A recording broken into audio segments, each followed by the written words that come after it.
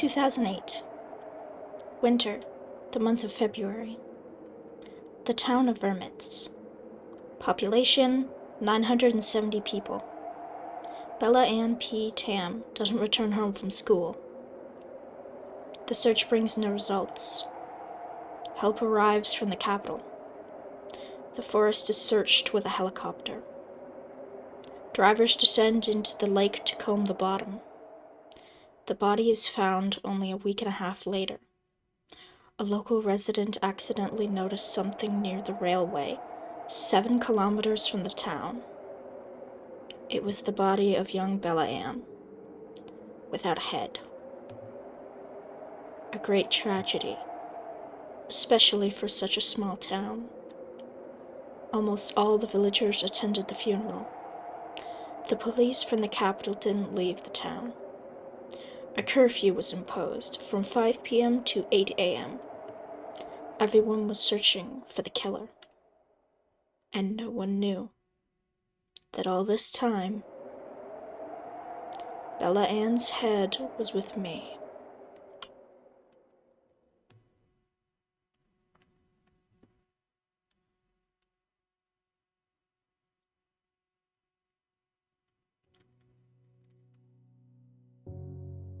Did I know Bella Ann? Of course. We have a very small school. Everyone knows each other. She was 1 year older than me. We were in different classes, but we'd see each other a few times. Like everyone else, I was shocked by what happened. Before that, I only remembered one case of a missing child, but she was found quickly. She had problems at home, so she just ran away. At first, everyone thought this was the same situation, until they found the body.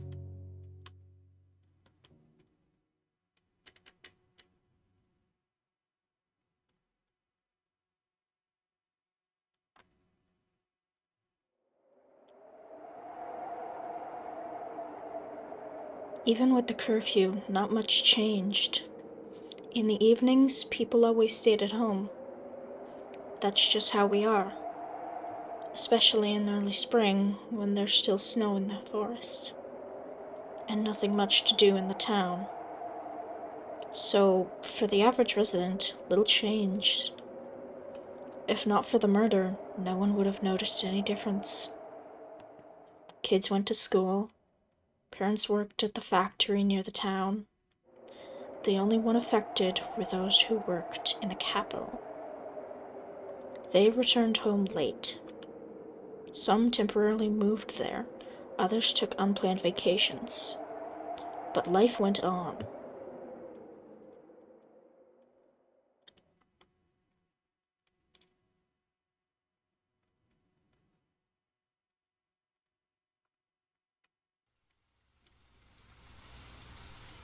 The third day after Bella Ann's funeral, I'm let out of school early.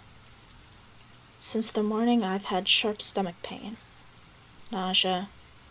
I walked down the empty streets of the town. Heavy rain with hail, thunder, lightning. 11 a.m. Everyone's at work.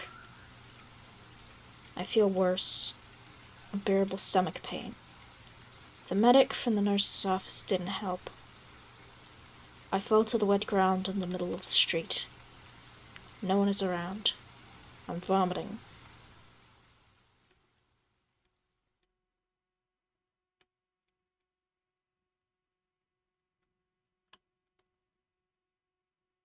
I'll give you what you need. A voice. Somewhere nearby. There was a small stream next to the street. The voice came from there. I looked in that direction. You just need to write it on a piece of paper.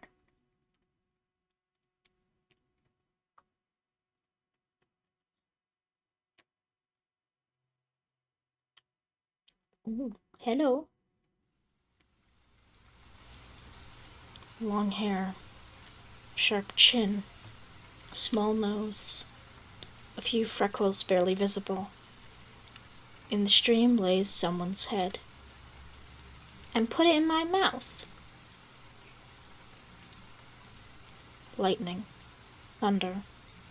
The rain got even stronger.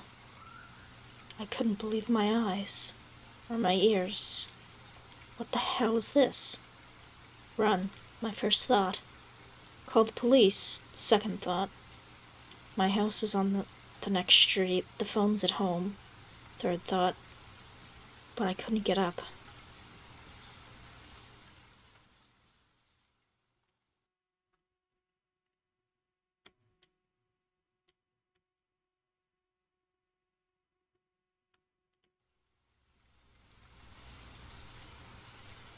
Sharp stomach pain.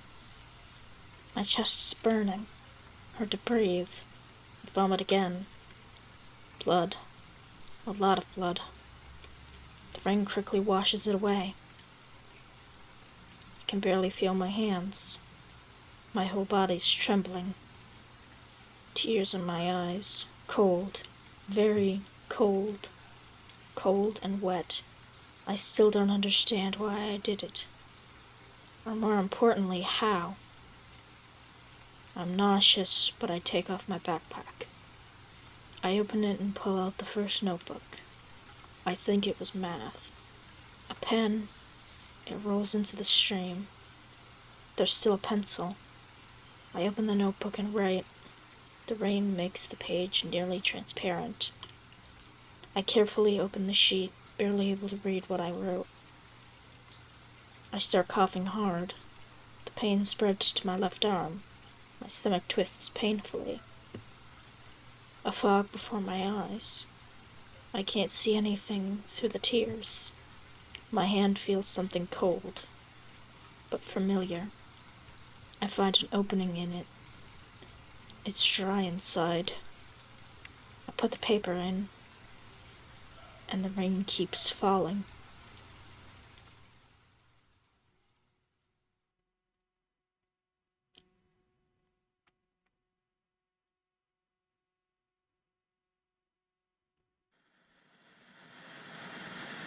Rain. Rain again. Cold. Just 2 days ago there was snow. A police car passed by. It was a patrol. They drive through here quite often. The second week after the funeral. 6:50 p.m. Curfew. Everyone's used to it by now. No one argues. Some whisper on the streets that maybe it'll be lifted soon. That everything will go back to normal. No trace of the criminal. No leads. The police work day and night. They even managed to catch some thief. In a drunken state, he broke into a home and tried to harm an adult woman. He was caught quickly. I hid Bellaine's head securely. At least I thought I did. There's an old TV in my room. A big one. And the most important thing is that it's very wide. The new ones are all thin. Unlike this one. There is enough space for a teenage girl's head. I kept it in there. And when I needed it, I checked if no one was home. If the doors and windows were locked, I closed the door to my room. I didn't have a lock, so I put my chair under the handle. If someone came in, I'd say I'd had my own secrets. I'm a teenager, everyone will believe me. I disassembled the TV, and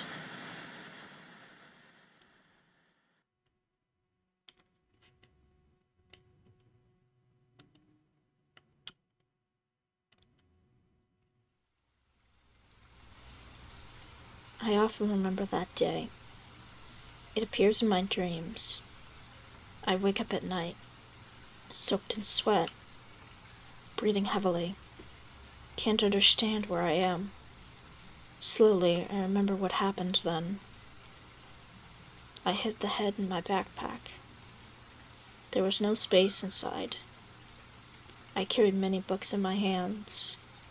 The house was close to that street, but I turned around every 2 steps. What if someone noticed me? What if someone heard me? What if they're nearby? What if the police drive by? What if no one stopped me? I entered the house calmly. There was no one home. I took off my backpack, opened it, and took out Bella Ann's head.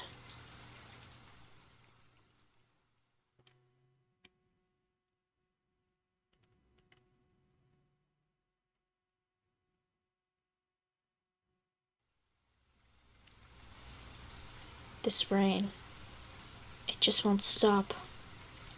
A storm warning was announced on the coast farther north. The news said someone saw a tornado over there. It's raging over the Baltic Sea. All ferry routes were cancelled.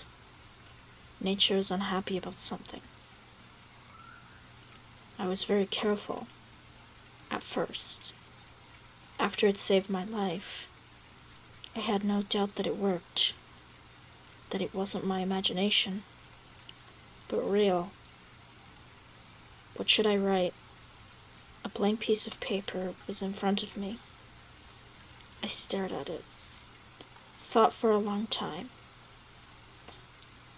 1,000 euros. I wrote that amount. Went up to the head, opened its mouth, and put the piece of paper inside. This time, for some reason, it seemed really disgusting to me. A few seconds later, the mouth opened on its own. There was a different piece of paper inside. Not the one I had put there. I had to take it out. It was 100 euros. A real 100 euro bill.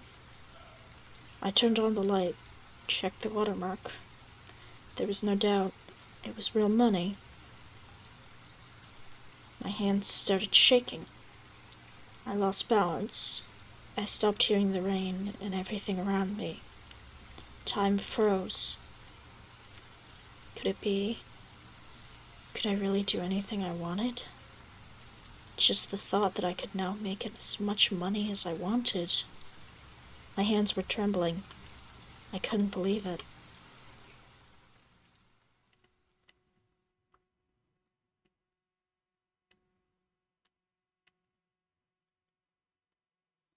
All night I felt sick. I managed to hide the head before my parents came. But right after that, all my strength left me. I didn't go to school for several days. I had a high fever. My stomach really didn't hurt anymore. I wasn't nauseous, but I barely understood what was going on. The fever didn't go away for 2 days. My parents even called doctors. After some pills, I felt better. But the thoughts returned. About the head. About wealth. About all the money in the world. About all the opportunities in the world. And I felt sick again. I simply couldn't believe I could get anything I wanted. And for that I only needed a piece of paper and a pen.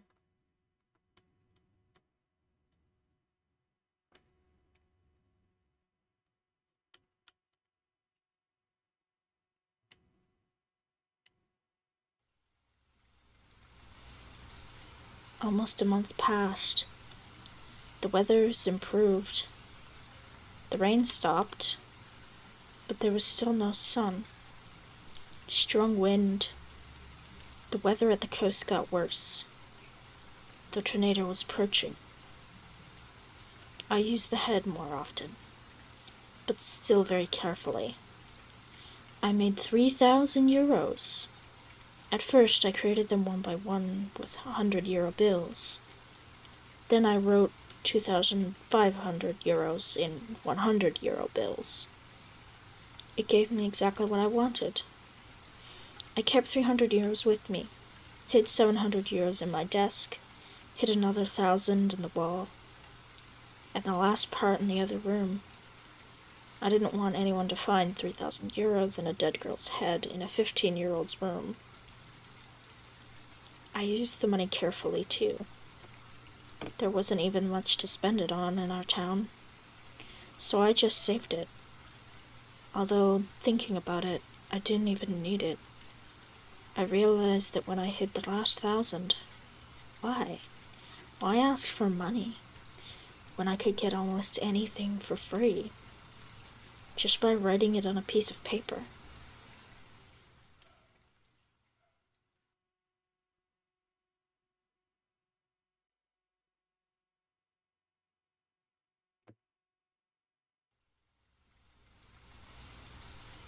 When you can get everything you want absolutely everything, and absolutely nothing. After getting the money, I didn't know what else to ask for. When you can get anything without problems, then I decided to print more money. Why exactly money? The head could be taken from me just as unexpectedly as I got it.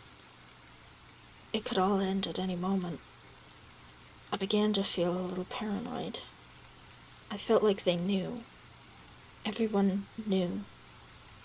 Any passerby near my house seemed like my enemy. Every time someone in my family walked near my room, I couldn't relax. And when someone stood near the TV, I couldn't take my eyes off him. I decided to make as much money as I needed for the rest of my life, then to hide the head in another city and never use it again.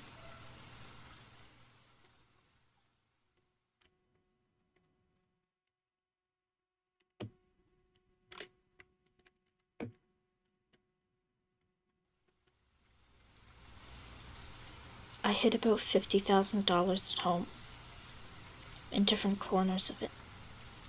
On the roof, in my room, in the hallway. I found places in the wall where there were small gaps. That's where I hid the bills.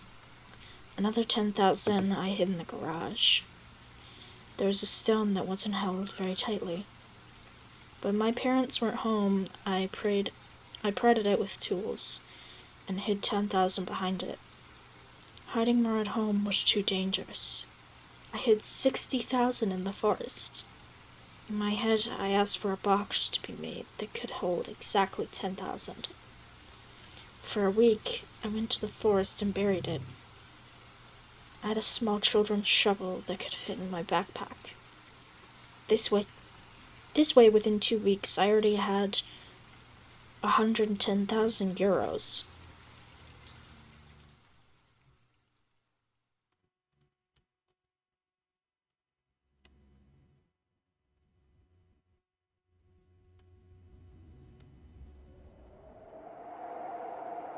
After 2 sunny days, it rained again, but not for long. The clouds, one way or another, remained. The temperature was around 0 degrees. Many people started getting sick. The killer was never found. They wanted to close the case. We had a new school. Recently, the government funded its construction. The building was small, not far from the old train station. People rarely passed there. But that morning, half the village gathered there. A lot of police were standing nearby. What happened?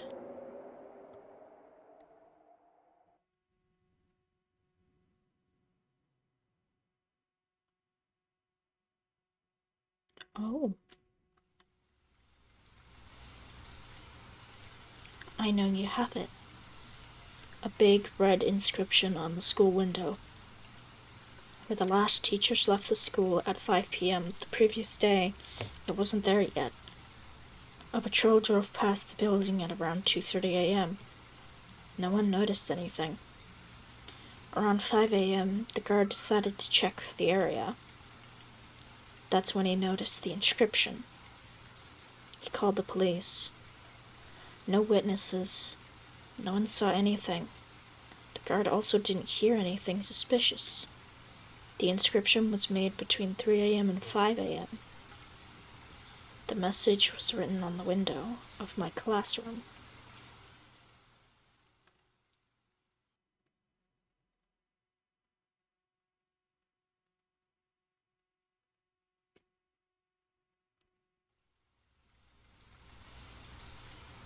He found out. He absolutely knows. He's looking for it. What should I do? It's only a matter of time before he finds it.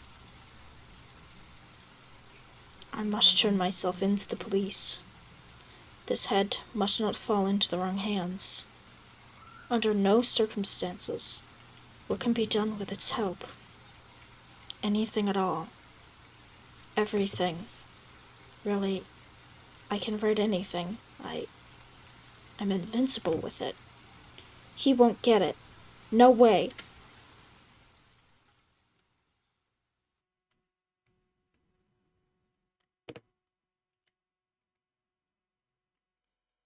The head of the murdered Bella Ann P. Tam, the resident of City Vermont, born in 1992, died in 2008. I wrote everything I knew about her. I didn't want to make a mistake. I had to describe that specific girl, that specific murder, so there would be no confusion. After writing, I approached the head. No one was home. As usual, it was raining. Seems like I got used to it. I opened the mouth, put the letter inside.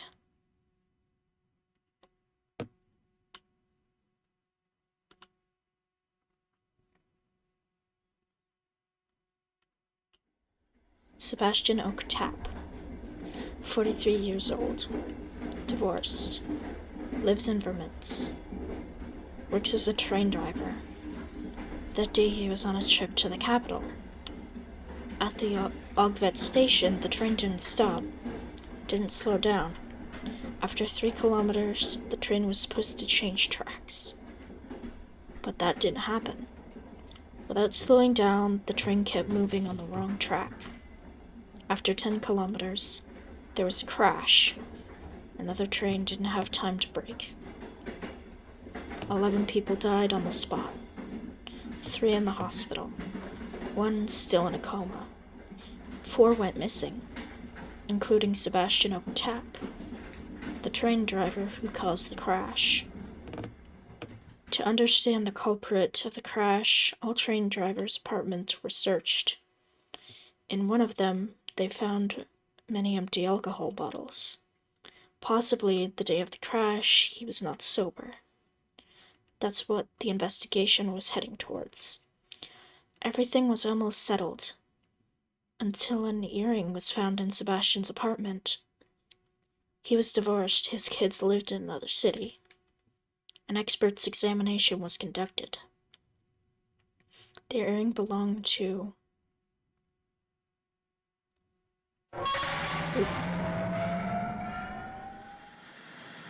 the head of an adult man lay on the floor in my room.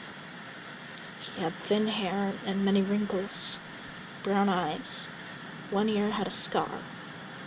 Where the neck should have been, there was a red stain, and a lot of blood. A whole lot of blood. It was real. I wasn't making anything up. It couldn't have seemed to me. I was completely sober. From Bella Ann's mouth came out another head, an adult man's, and it was in my room. I thought it said something, moved its lips, and then froze, without closing its eyes.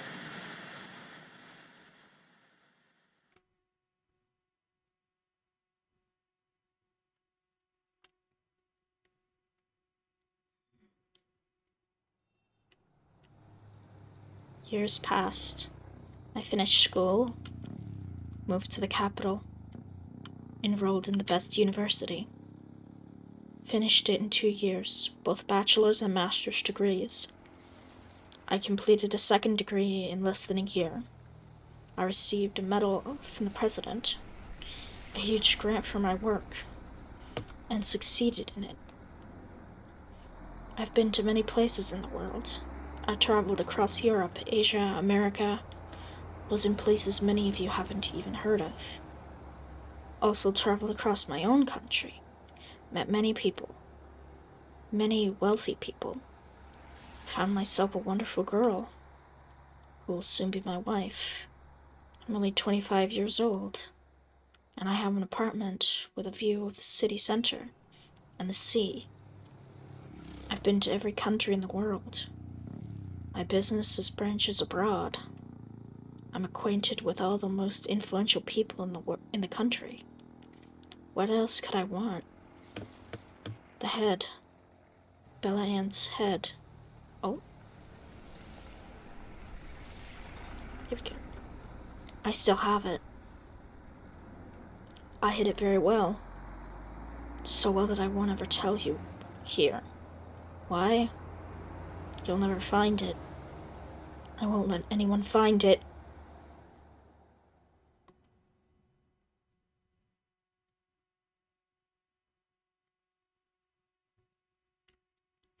I received a letter.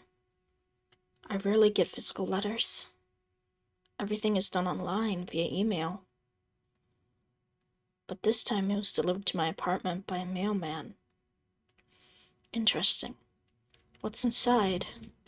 With my mild curiosity, I opened it. There wasn't much information. Only...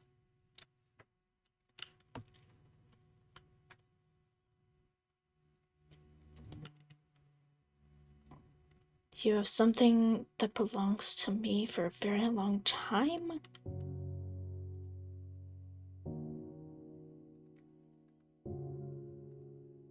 What? How? That train driver, he's dead. I killed him.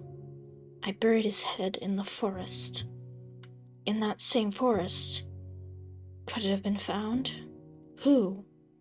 Who wrote this? Who truly owns Bella Ann's head? Who? Who could it be? Who?